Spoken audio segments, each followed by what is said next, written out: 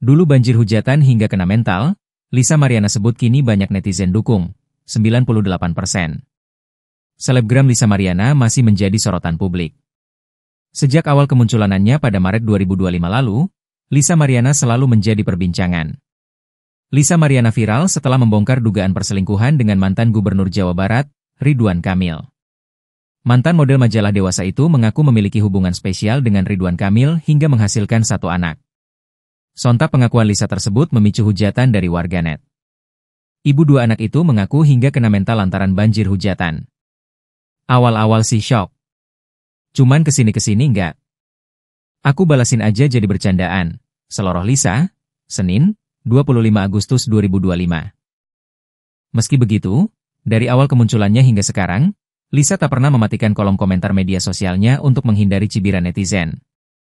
Nggak pernah, nonaktifkan komentar, nggak pernah, lihat deh nggak pernah, ujar Lisa. Selebgram berusia 25 tahun itu berdalih akan sepi endorse jika kolom komentar dimatikan.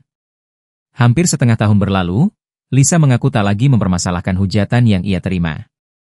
Justru kini, kata Lisa, banyak netizen yang mulai suka dengannya. Hal itu menurut Lisa karena dirinya kerap bertingkah lucu dan melontarkan celetukan yang memicu tawa. Bahkan, tak ada lagi body shaming yang mengarah kepadanya. Lisa malah mendapat dukungan untuk mempertahankan berat badannya yang sekarang.